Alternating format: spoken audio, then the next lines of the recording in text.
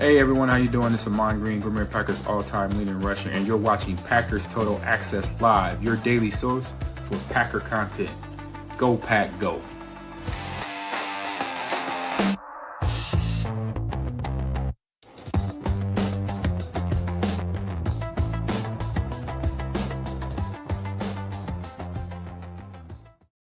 What's up, guys? Welcome into Packers Total Access. My name is Clayton. You can check us out on packernet.com. Find me on Twitter at Packers_access. Joined alongside Tim in Green Bay. I'm down here in Tennessee. Back to talk a little Packers this evening. We get the Packers Cardinals kicking off tomorrow with a 3:25 Central kickoff. Excited to dive into what we call the game plan this evening. We're going to give you a detailed approach, three kind of keys to the game on offense, three keys to the game on defense. We'll talk about the updated injury report and some more information that dropped earlier today, including Keyshawn Nixon battling a little bit of an illness. Makes you kind of wonder, did he catch something from Josh Jacobs? Maybe there's something going around the locker room. I don't know. We'll get into all that. We'll also talk about the Tuesday players, the players that you've got to focus on and shut down for the Cardinals in order for the Packers to be successful there and get another dub on the road. But before we do that, if you guys would do that YouTube stuff for me, hit like, hit subscribe. If this is your first time tuning into PTA, welcome. Thank you for making us a part of your evening. We're not experts. We're not insiders. We're not media members. We're fans just like you talking Packers on the daily. Tomorrow we'll be going live about an hour and a half, maybe even 2 hours before kickoff for the PTA pregame show, and then we'll be doing a postgame show immediately following. So if you want to make sure that you're notified every time we do go live here in the future, click that bell icon so you're getting that notification on the fly. But with that being said, Tim, how you doing, man? You ready to dive into the final installment of the game plan here? Yeah, absolutely. Definitely, man. Looking forward to this. I got a feeling this is going to be a huge test of character game for this Green Bay Packers team. We're going to find out real quick tomorrow who this team really is, I think, kicking off this road trip here. Yeah, I'm really interested to see how they respond because there are some people banged up. Like I said, you're dealing with some illness as well. And, Jacoby Brissett's one of those quarterbacks that could get hot at any moment. He's had a really good career, in my opinion. I don't know how he hasn't held down a starting quarterback job based off the PFF analysis and based off games I've just watched firsthand. You guys know I've kept up with the Patriots for some time as well. I remember when he was up there. I remember when he left the Patriots. I want to say he went to another division rival at one point. It just seems like everywhere he goes, he plays good football. I remember him being in Indy for a little bit as well. And it just seems like he never wins the starting job, Tim. But, man, you never come away going he's a bad quarterback, Yep, for sure. All right. We got Hardy, the prophet, in the house with the super chat. Thank you, Hardy. Appreciate it. He says, yo, guys, the new intro music is funky. I think that's a good thing. Hopefully it is, Hardy. We appreciate you, pal. And I want to apologize for the voice tonight. It may go pretty quick. Definitely coming down with something. You guys know it's that time of the year when you get into the best weather of the year, Tim. You get in these in the 60s during the day and then the 30s at night. It's just everything's glorious until you get the scratch in the back of the throat, and next thing you know, you're down for a couple of days. Next thing you know, you're showing up on the injury report, right? You're stuck there. You're questionable. Hopefully, you're not doubtful tomorrow. Hopefully, you're not out, Clayton. I'm wishing you the best. We had a little something run through our family too not too long ago, and I know Emilio was dealing with some sickness too. It's that time of the year, man. It's gonna get all of us at some point, right? Yeah, we'll be going live tomorrow regardless, Tim. The beautiful thing about hosting a sucky show like this one, if it's a little bit suckier, nobody cares, right? They're just kind of used to it. It's par for the course. Don't worry, nobody's listening anyway.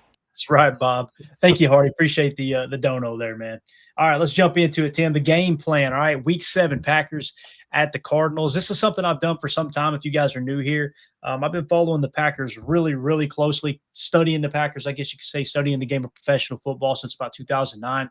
And I heard from a book, I read in a book and then listened to the audio book way more times than I care to admit. I'm a little embarrassed by it, but Take Your Eye Off the Ball by Pat Kerwin. He lays out in Take Your Eye Off the Ball how the game planning organization, there it is, Tim's got it, how these teams game plan for their upcoming opponent, talking about the 4-game saturation, last 2 head-to-heads, what the week looks like leading up to the game. Michael Lombardi also did it in Gridiron Genius, where he talked about kind of leading up to the Baltimore playoff game where they won against the Baltimore Ravens when he was with the Patriots as an executive there. And what I started doing back in 2009 is kind of putting my own game plan together. Now it's evolved over the years, but I like to kind of dive into the upcoming opponent and see if I can put together a structure of what a game plan might look like. Maybe, like this said, the Tuesday players. When you hear us say Tuesday players, we're talking about the players that the coaching staff focuses on those Tuesday meetings before they put the game plan completely installed and go with the team and say, here's the plan. They get with the coaches and go, all right, let's identify the Tuesday players, those players that can wreck the game plan, that type of thing. Now, I will say this. I don't feel like there's anyone on the Cardinals that you would like really, really say, Tim, wow, that dude is a game wrecker. But there still are Tuesday players. There still are players that if you can kind of slow them down, if you can make them play left-handed, you got a much better shot of winning the ball game.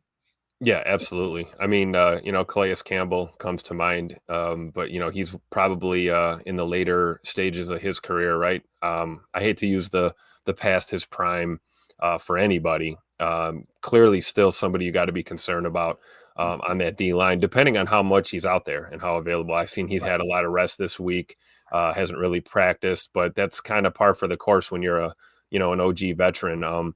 But I think you're right. To that point, there's guys you have to account for. You can't afford to sleep on this team, but when it comes to those get off the bus guys or those Tuesday players, yeah, I don't see a large list here with the Cardinals. Yeah. So let's jump into it, man. It all begins with the injury report, right? And we hit this pretty extensively this week. I don't want to spend a whole lot of time on it, but we'll just kind of give you the gist of the questionables and the outs. Okay. So for the Packers, Anthony Belton, Nate Hobbs, Josh Jacobs, Brandon McManus, Jacob Monk are all listed as questionable. That's a 50-50 shot to play, right? Zach Tom is listed as questionable as well. Dontavion Wicks is listed as questionable. And then, of course, the guys that are listed out officially are Lucas Van Ness, Christian Watson, and Devontae Wyatt. So we will definitely 100% be without those three players. On the Cardinals side, you've got Keaton Crawford, you've got Will Hernandez, Zay Jones, Kyler Murray, and Darius Robinson, defensive lineman, are all listed as questionable. The most notable in there, obviously, the starting QB, Kyler Murray, listed as questionable. Tim, even though he's listed as a 50-50 shot to play, to me, it feels like if you read between the lines based off of practice, him not really going out there and getting the reps with the number ones, it sounded like they had Jacoby Brissett doing that all week. I think Kyler Murray probably going to be sitting this one out, but you never know, man. Come game time, he may be out there. Yeah, absolutely. It could be a little gamesmanship, right? Why tip your hand? We see this all the time with injury designations. We've seen it for years. With the new rules, it's a little trickier to play that game, but teams adapt. We're no stranger to that. We do the same thing. You just basically hold on to that information and keep it close to the chest. But either way, you got to prepare for the Arizona Cardinals offense. And we talked about Jacoby Brissett being a guy that you can't afford to sleep on either. Right. Experienced veteran quarterback. So regardless of whether Kyler's going to go or not, we need to be ready for sure. Yeah, definitely. And I think the chat pretty much agrees. It's looking like Jacoby Brissett, but you never know, right? You're not 100% sure that Murray will be out. So listed as out, though, is running back Amari DeMarcado with the ankle, and then also Walter Nolan, their first-round pick, defensive tackle that we were really high on. Obviously, he hasn't gotten on the field this regular season yet there for the Cardinals. Now, it's also worth mentioning that there's a couple guys on this or that's not on this injury report that's on the IR, right? And one of those is James Conner, their starting running back. So the running back group, I think they're down their top two running backs, if I remember, at least maybe they're running back one, running back three, depending on how you look at the carries and the touches. But they're a little banged up at the running back position, and that's a strength of their game as well. Yeah. So and if that's Kyler, how do you create with your feet? I don't think any of us are overly concerned about Jacoby Brissett running all over the field on us. So this may be a big passing game for them. Yeah, definitely.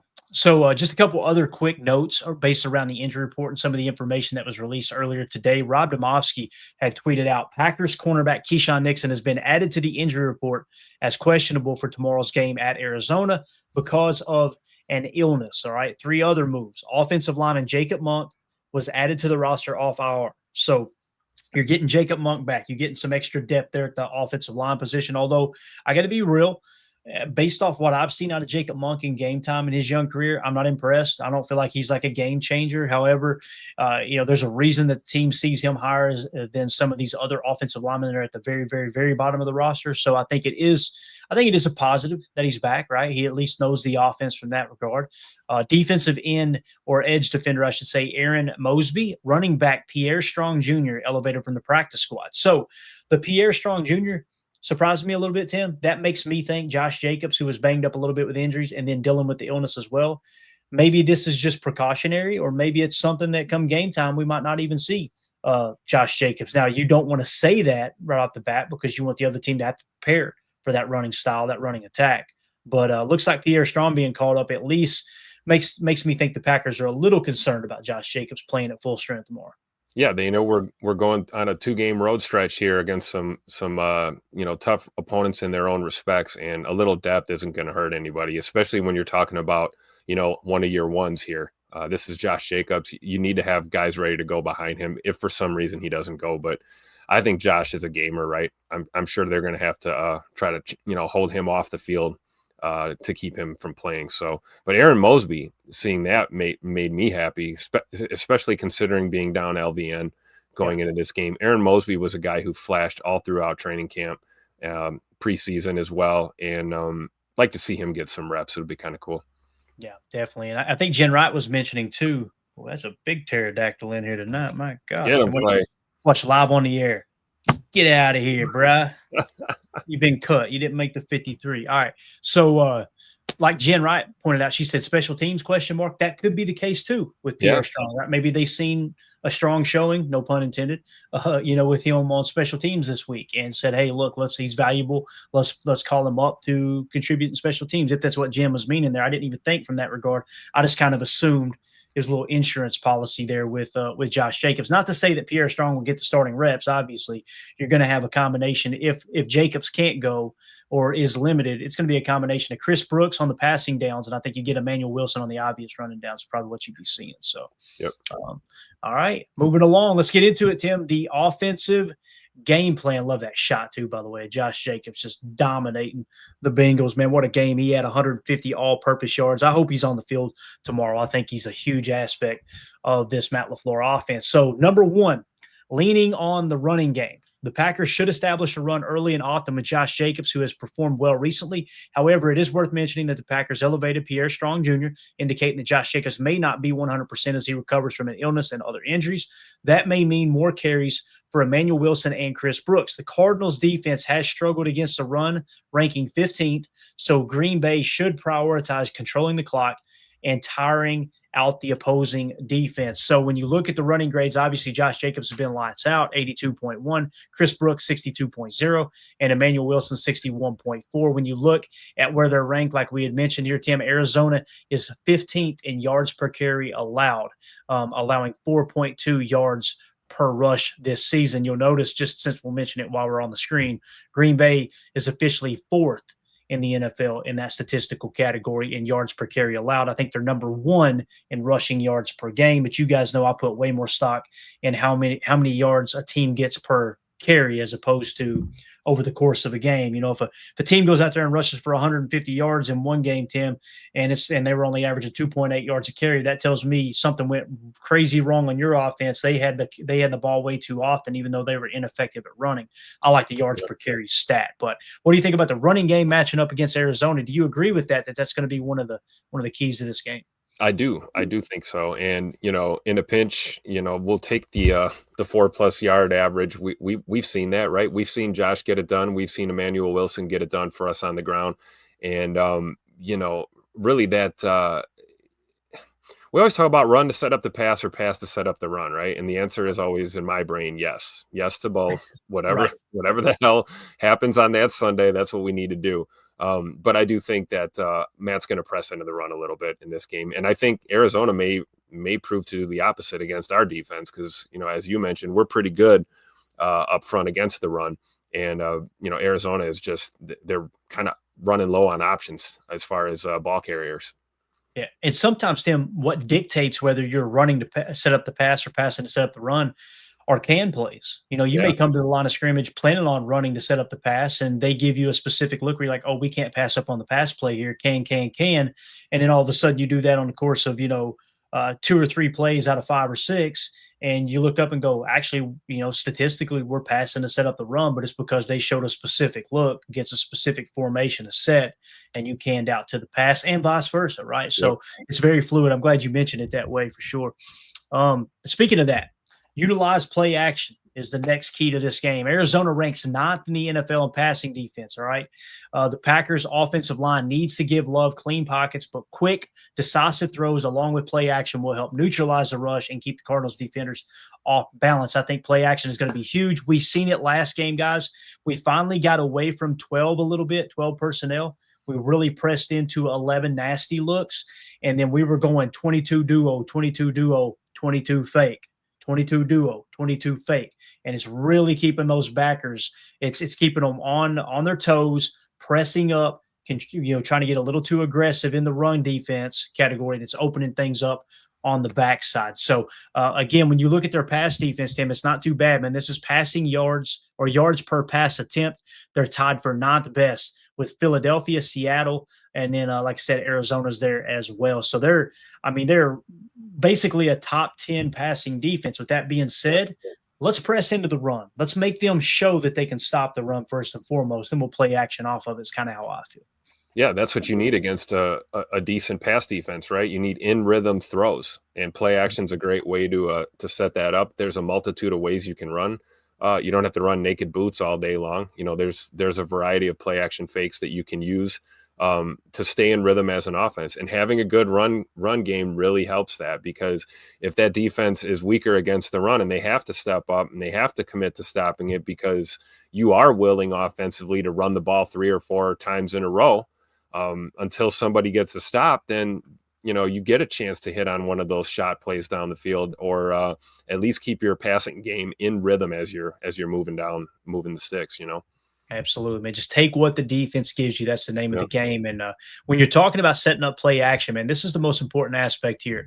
Attack the linebackers in the middle of the field. If there's a weak spot in this defense, it's definitely their linebacker play, okay? So while the Cardinals have some strong individual players on their defensive front, their linebackers have been vulnerable at times. Love should look to pull the linebackers up a play action to exploit matchups, particularly with tight end Tucker Kraft, who could create mismatches in the middle of the field. As you see here, Davis Gaither, 56.1 PFF grade, Wilson Sr., 57.0. Now, again, their passing defense is better than their run defense. That would make me think the coaching staff is probably coaching them on, hey, listen, we would rather you give up more rushing yards on the ground than get caught biting too much on the passing game. So I think you might see a little RPO action as well. See if you can get those backers to clamp up on the run, or if they're going to stay back. If they stay back, stick that ball in the belly of Josh Jacobs or Emmanuel Wilson and let them run wild. If they decide to get a little aggressive, don't be afraid to fire a little looky, a bubble, a slant, whatever it takes to get the RPO game going. But again, you see the linebackers as the weak spot, Tim, but their defensive front pretty stout. You got Josh Sweat at a 77.4 and Calais Campbell at a 74.7. Now, they're showing these guys on the same side of the field. We know that's very fluid depending on what look the opposing offense gives. However, if it were me, I would want Calais on one side, Josh Sweat on the other, right? Meaning Calais in the 3-tech on one side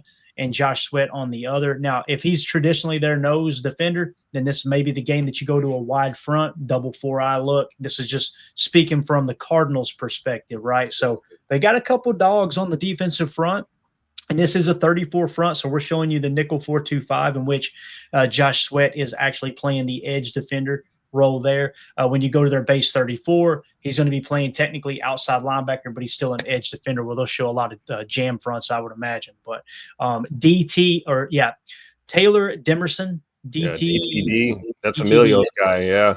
All right. He's having a hell of a year, 75.1. And then you got Buda Baker, the old veteran, is down to a 49.3. Now, when you see that, you go, okay, Baker seems to be washed up. Keep in mind, PFF isn't everything. And what do we say about Xavier McKinney? It's pretty much a mirror image. We got Evan Williams that's balling out according to PFF, and they're saying that Xavier McKinney sucks, although Xavier McKinney hasn't given up a catch all year, according to other statistical sources. So what do you think about all that, attacking the linebackers, their front, anything we just mentioned, man? Have at it. I love that. No, I love that whole idea of, let's make them have to, dedicate some personnel to stopping the run a little bit. It's one thing to want to go ahead and bend but don't break. And there's logic to that in this, modern NFL, right? You definitely don't want to get beat over the top 65-yard touchdown. You can give up those 4 yards of carry on the ground. We don't care. As long as we get off the field on third down or force 3 instead of a touchdown, we'll be happy, right? Especially if your defense is struggling.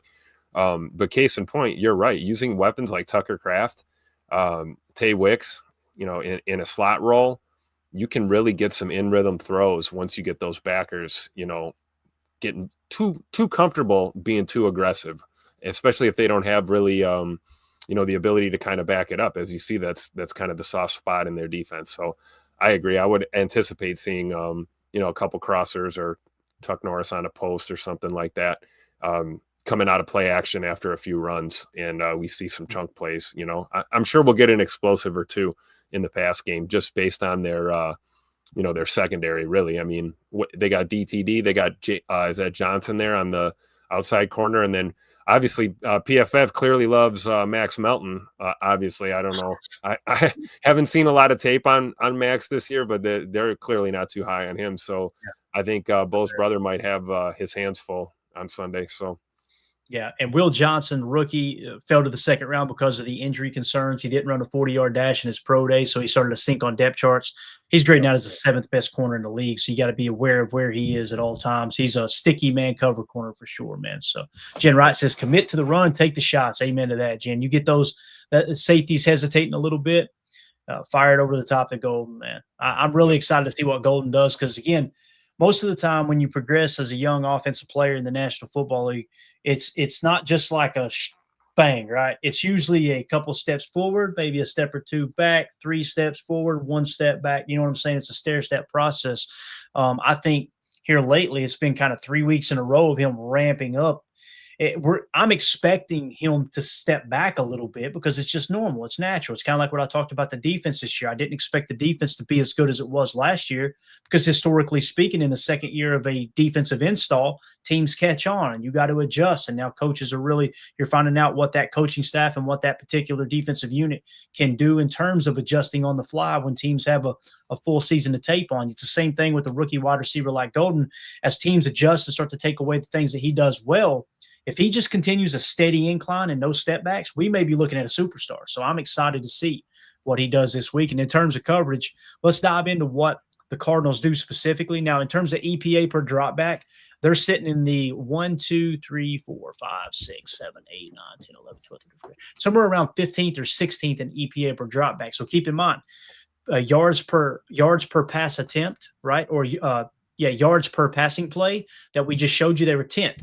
EPA per dropback, they're in 15th. I typically take those and kind of average them out. So they're probably about a top 12, top 13 passing defense. Now, what they do specifically in that regard, Arizona plays predominantly a cover 4 defense. So they're playing a quarters look at 28% of the snaps. They play cover 3 zone 27% of the time.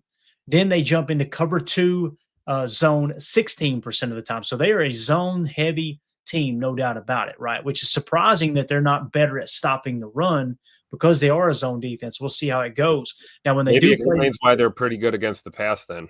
Absolutely. Because they're keeping everything in front of them. They're showing that shell look, Tim, and you got quarterbacks that don't want to take that shot knowing they're showing a 2 deep look, right? Or it's a quarters coverage essentially. Now they can mix and match the cover 6, the cover 9s, the cover 7s, a little mod 3, things like that. But they're kind of keeping everything in front of them, Tim. That's exactly what they're doing. And they play cover 1 man 15% of the time, so keep that in mind. Like, comparatively speaking, the Packers are playing cover 1 man 19% of the time. Okay, so we play a little more man than they do. They play a whole lot more cover 4 than we do. We've only shown 7% cover 4, but we're in cover 3 zone and cover 2 the majority of the time. And in terms of their schedule too, and see that a lot of their losses, they were in these ball games. Oh, every game, man. Every single game. So they have not been boat raced or, a full on liability. And clearly that, that strategy, keep it in front of you, has, I guess, worked. Their offense hasn't been able to get it done. So we should be prepared for that for sure. Oh, absolutely. Nothing like running the ball into that, right? Get them having to diagnose. All right, so that's going to do it for the offensive game plan. Guys, let us know in the comments, what would you change about that offensive game plan? What do you agree with? Is there something we overlooked?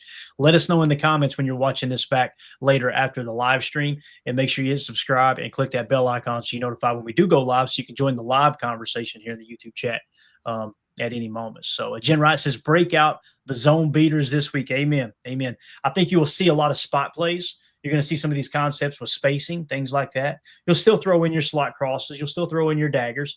But I think you're going to see a little bit more of that, Timmy. What you may see is like a trips look or a tray look, spot concept, swing pass out to Jacobs if he's healthy. That way you've got those guys isolated in their zones, covering those spacing concepts, and then get him with a full head of steam out of the backfield. I'd be excited about. So, Absolutely. All right. Defensive game plan. Let's jump into it, guys. Surprise, surprise. Neutralize the run game. It almost always starts with this, right? The Cardinals running game ranks 10th in the NFL at 4.6 yards per rush. However, Arizona is banged up at the running back position, forcing them to rely on inexperience against the Packers, who boast a top-ranked run defense. Jeff Hafley should focus on shutting down Arizona's ground attack first and foremost, forcing them to rely on their less consistent passing game. So again, when you look at it here, you can see where Arizona ranks. They are tied for 10th best in the league in yards per carry, Tim, at 4.6. But it is worth mentioning, James Conner is out. He's on IR. There's another running back, too. We mentioned it last night, that's on IR as well. So they're kind of down to their third and fourth string running back. So you would expect our defense to be able to handle that, but you don't want to get too comfortable, right? Yeah. Because this is their bread and butter. This is what they do well. And think about the unscouted looks, that you've got guys, you're this far down on your depth chart. How much tape do we have? And, other than, schematically what we know they're doing, trying to run the football. So I think you're right. You don't want to be overly aggressive. You want to, stay disciplined, stay on your gap and, be stout against this run and give them a chance to play right into our hands, which is, Jacoby Brissett throwing the ball. I think that's going to favor us matchup wise. And Jen Wright points out it was Trey Benson. That's the other running back that's hurt. It's on IR as well. So Thank you guys for that. Thank you, Ed. Appreciate you too, buddy. So there you go. Let's stop the running game. Number 2, pressure the quarterback. Regardless of whether Kyler Murray or Jacoby Brissett is under center, the Packers should focus on generating consistent pressure against the Cardinals, who rank 25th in the NFL in yards per pass attempt. Bringing pressure will not only force mistakes, but also prevent the quarterback from finding any rhythm. If there was a week, Tim, where we break out the coffee house blitzes, we break out the fire zone looks, the simulated pressures, to me, this is the game. Don't just sit back and let the quarterback do what they've done to you the last couple of weeks if it's a close game. However, I want to say this and be very clear. The Packers jump up early to a 2-score lead. I'm totally cool with it. Do the same thing you've been doing. Hafley was very vocal about it this week. Like, hey, we're playing to win the game. We're not playing to have these, wonderful looking stats. Oh, we need to get 2 sacks. We need to get a pick. No, you're winning by a couple scores. Let's make them use every inch of the field. And the goal is to keep them out of the end zone as much as possible. That's right. It's the name of the game. So bend but don't break, man. Yeah. So again, pressure in the quarterback is going to be huge. They've got the 25th ranked passing offense here at 6.2 yards per pass attempt. And oh, by the way, the Fire Matt LaFleur crowd probably want to turn your head and go la la la la la. Green Bay is number 2 in yards per pass attempt this year, only trailing Seattle at the moment. So having a phenomenal year there. And again, when you look at the PFF grades, this is what we were talking about. Jacoby Brissett is actually grading out higher than Kyler Murray, albeit he's only had 45 attempts. Kyler Murray's at 161 on the year, but Jacoby Brissett grading out with a 76, and Kyler Murray is sitting at a 72.1. We also showed last night on PTA, Jacoby Brissett's career PFF grades, man, they are consistently in the 70s the entire time. So definitely something to take into consideration. I think he is a player that can ball out when he needs to.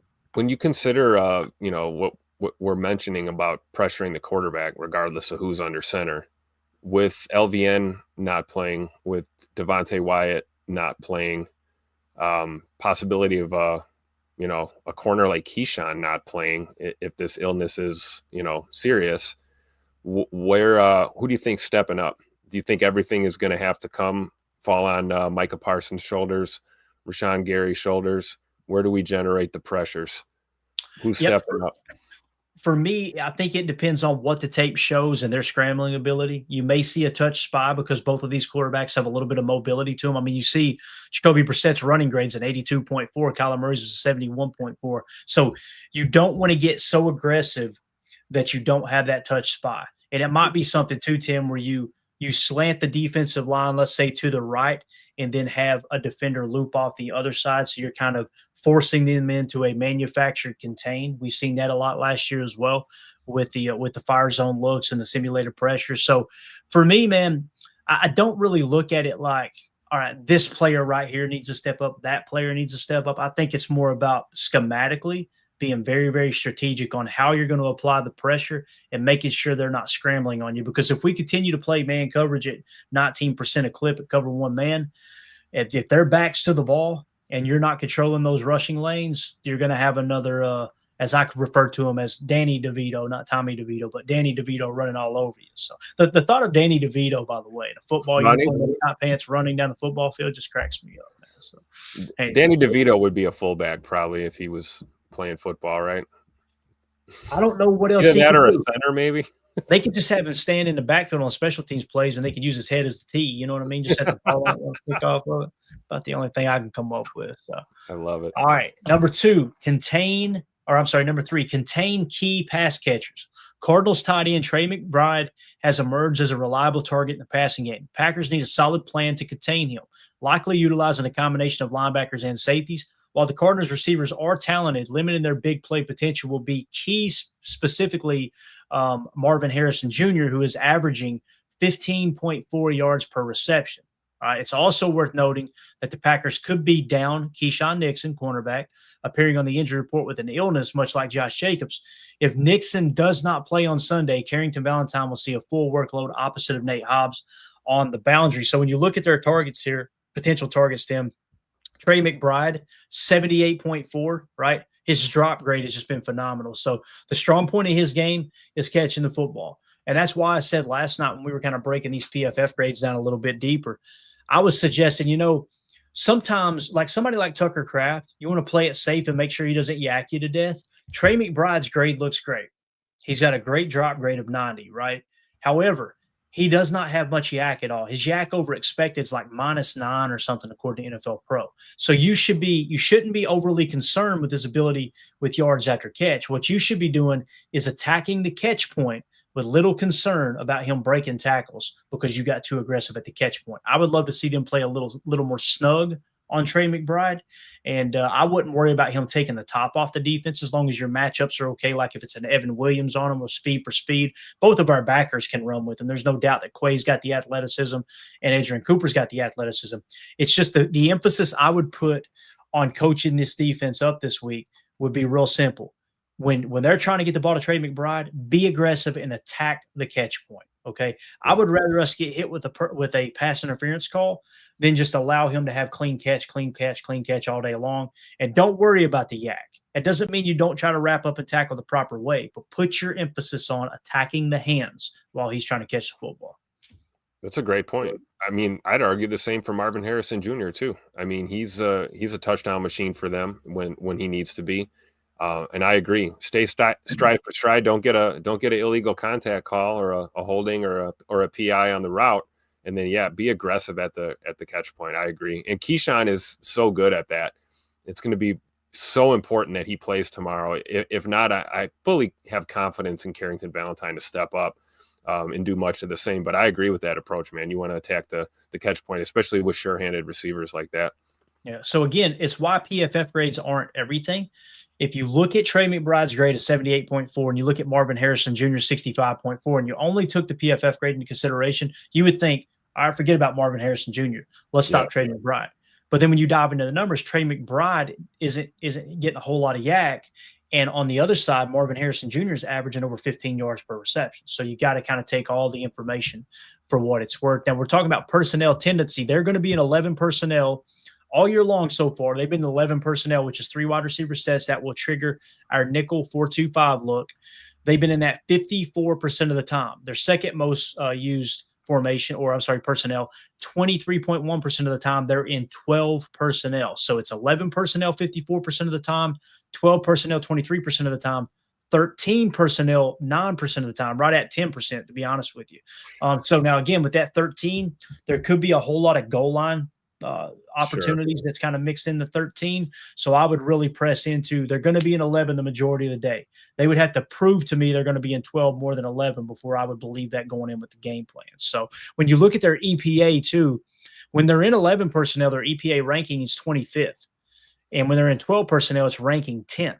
So they're having way more success from an EPA standpoint. Like EPA per pass out of 12 personnel is a positive 0.12, while in 11 personnel, it's a negative 0.02, right? So running the ball out of 11 personnel, they're a minus 0.15, and running the ball out of 12 personnel, they're just at an even 0, which is obviously a much better grade than the negative 0.15. So it is worth mentioning. This might be the game where they go, you know what, guys, the analytics are suggesting we're having more success out of 12 personnel. Let's press into that. That's where you've got to be ready to adjust. And when we talk about the game, it's broken down into 3 aspects: the first quarter, the second and third quarter, and then the fourth quarter. Okay. And what I mean is the first quarter, you're gathering information.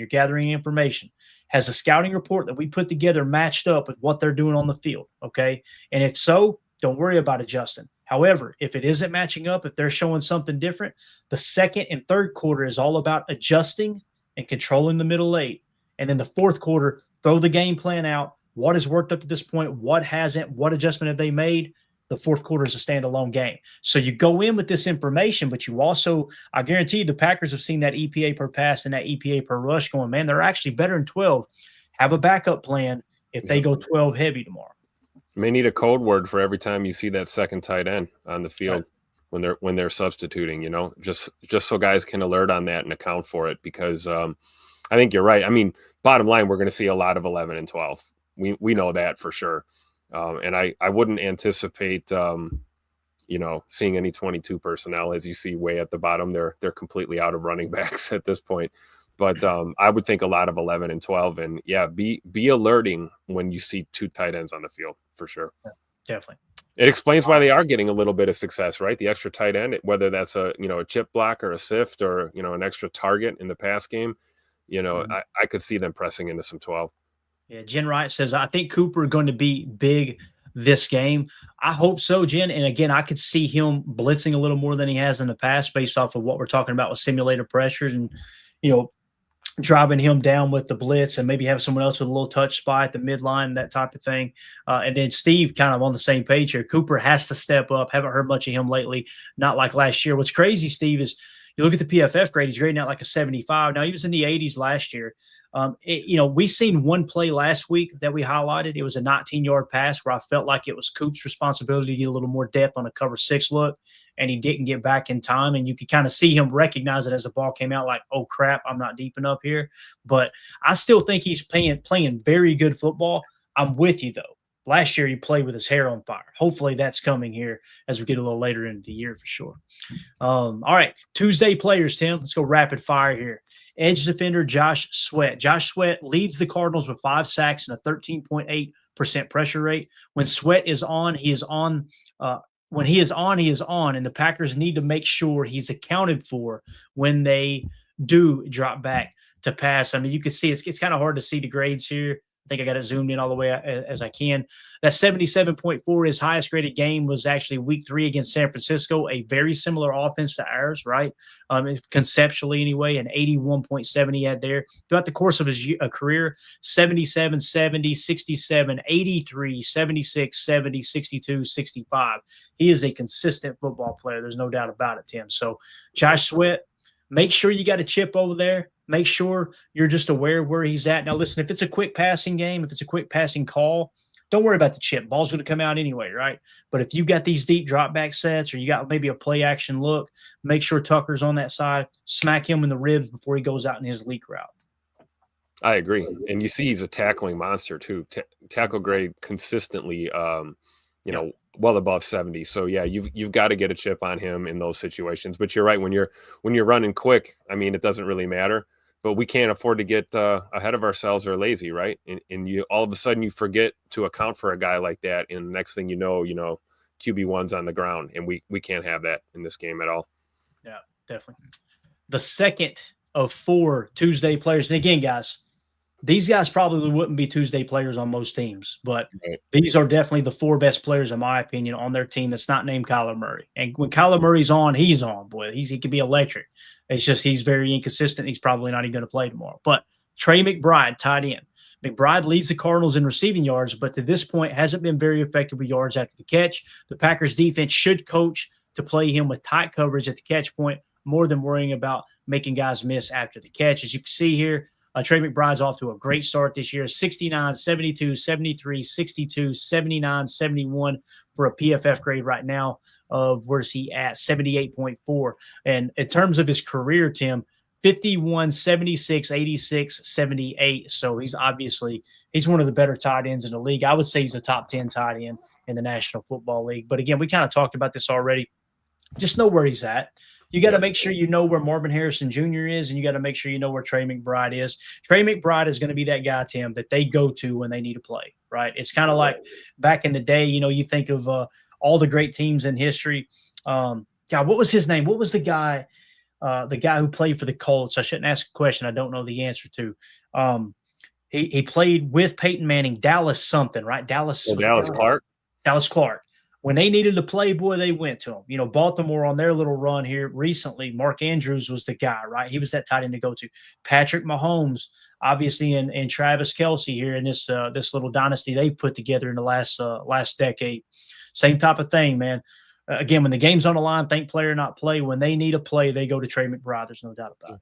Especially like we were just talking about, if they're going to lean on some 12 personnel looks. Well, if there's 2 tight ends on the field, that your priority is Trey McBride. First and foremost, make sure you're accounting for him. I would agree with that. Yeah. All right, moving along. Defensive tackle, Calais Campbell. The ageless wonder continues to play high-level football. Campbell is a monster in the middle, standing at 6'8". Although his best football may be behind him, Campbell can still wreck a game plan both in a run and with his 3 sacks on pass rushes.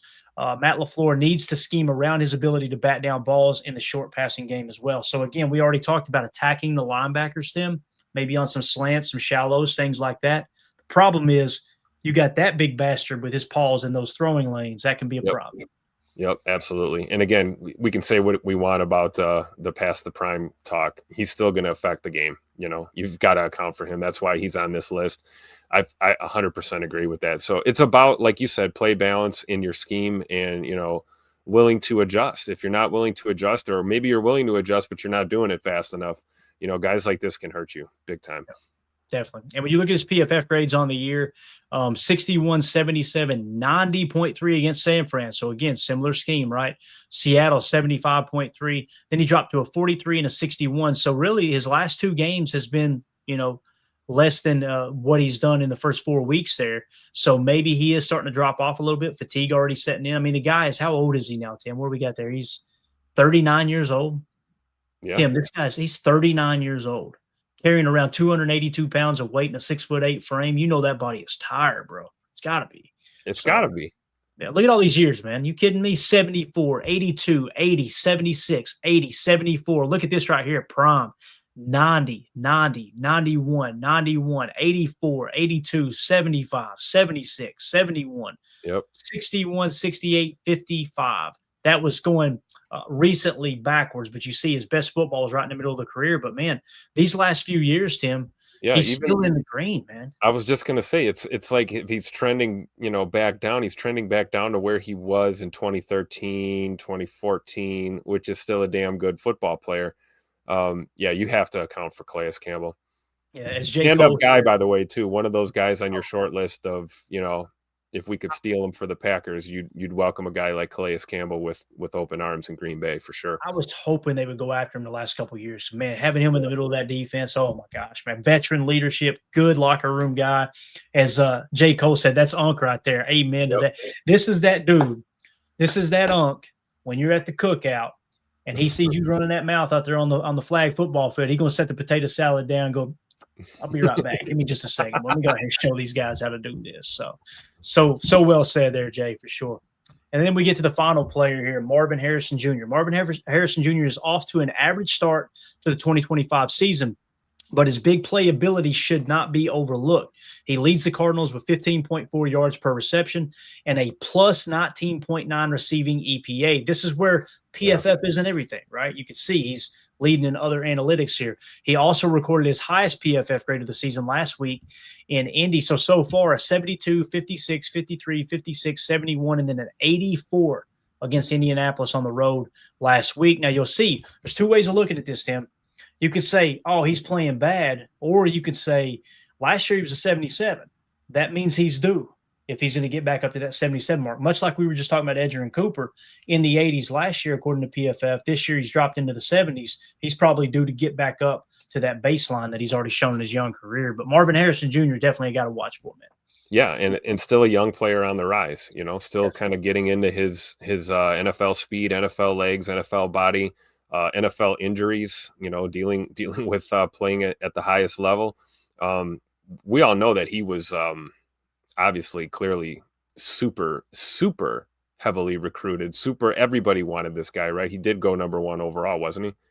Yeah, he was number 4. Okay, first round, 4th selection. Okay. Everybody was pick. to go. Yeah. Top 5 pick. You had people falling over themselves trying to get him.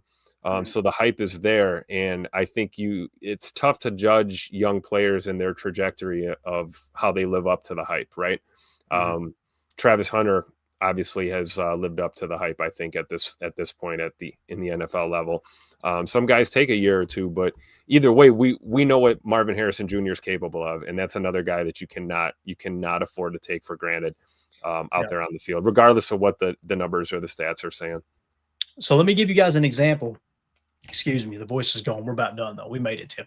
Let me give you an example of how they're attacking defenses with Marvin Harrison Jr., okay? So against the Colts, here he had a 21-yard catch, okay? And the play call was 11 gun nasty, nub right, X climb cab, Y drag T will.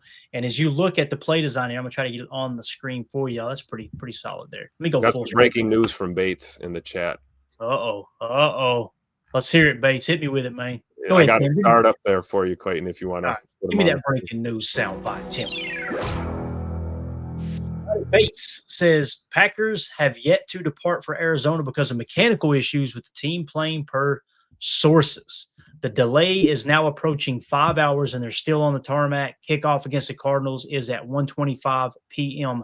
Mountain Time on Sunday. Wow. That might not sound like a big deal, but sitting on an airplane for 5 hours and not before a game, fire Rich Bisaccia's ass right now. I know it's his fault, Tim. I know it's his fault. How dare you? Thank you for that update. Bates, look like Jacob in the chat, bearded Packer fan, had it as well. Mechanical issue, right? So appreciate you guys bringing us that information on the fly. That was per Tom Pelissero, the arrow over there. So there you go. So Bates, being the upstanding human being he says Jacob mentioned it. I just looked it up. Thank you, Jamie. Appreciate you. All right, so we'll keep an eye on that developing story there. Hopefully that thing don't get pushed back or something. But you know how sometimes things can get wonky. They may go, well, we're just going to have a third Monday night game. That would suck. I'm ready for football. Man. I'm ready for football. Terrible. So, again, this play call that we talked about, right? It's 11 gun nasty, nub right, X climb cab, Y drag T will. So you'll notice they had this defender or this player right here, this receiver that's in the 2 at snap was actually lined up in the 1. All right. J. Cole, hop off that plane and whoop that ass. I like it. I love that energy. So the 1 shifted over to the number 2. Okay. I believe this is 11 personnel. There's a chance this is a tight end here, but the way the defense looks to me, I think they're in their nickel. So I'm pretty sure that that's what this is 11 personnel. So technically, by the time the ball snapped, Marvin Harrison Jr. is playing the X. Okay, he's on the line of scrimmage opposite the tight end, so he's the X in this case. Even though the 3 is probably the one that actually declared on the line, you could see that's the X in my opinion. So he's going to run a climb route. That's the X climb aspect. The cab aspect of this play is going to be a dig with a drag underneath, and then the Y is going to be a drag as well. So essentially, what you've got is 2 different concepts here. Okay. You've got the cab concept of a dig and a shallow or a drag, But if you just said, all right, that's just going to be the dig, you've also got a mesh concept. And when you played this in motion in real time, you'll notice both of these guys, both the number 3 here and the nub tied in on the right, were literally just going in trying to pick guys off. They were just trying to get in the way and set legal picks, right? Is what they were designed to do. And then, of course, they got the running back trying to leak out and run butt naked through the trailer park on the wheel routes. Real simple, though. They were in a cover 1 man look, if I remember correctly. The mesh concept of the cab there, they actually bumped a little bit. But again, Marvin Harrison Jr. getting just enough separation and making a great catch. That was a 21-yard gain. Just want to give you guys an idea. Essentially, what you come away with here, nasty splits, much like we run, nub right look, which means trips left, and they got a wheel attached for a late developing route in it. And everything here is really, it's all about, if they're in man coverage, run the pick. If they're in zone, find the soft spot. But you got multiple options at multiple layers, and it was just a great throw and catch to Marvin Harrison Jr. for 21 yards. Just want to give you guys, like I said, just a little bit of details. Does that make sense, Tim? That's just one of many ways that they try to attack you through the air. Makes a lot of sense to me. I really hope that we don't see any single high against this look, because that's where the beater, right, Tim? Yeah, that's the beater. That's the middle field closed beater right there for sure.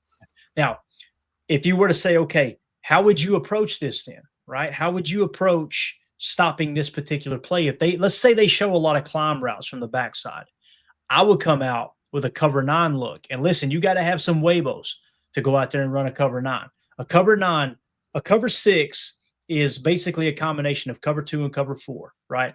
Well, typically the cover 4 is on the strong side of the formation, meaning this would be the cover 4 side, okay? So it'd be cover 4, which 2 deep quarters, and then a half. So it would be quarter, half in a cover 6. In a cover 9 look, it's different. You're actually going to put the half on the strong side of the formation and the quarter on the opposite side. So if you get a team that runs a lot of climb routes out of a trips or a tray look, you can literally set them up and bait them into throwing into a quarters coverage side on a climb route.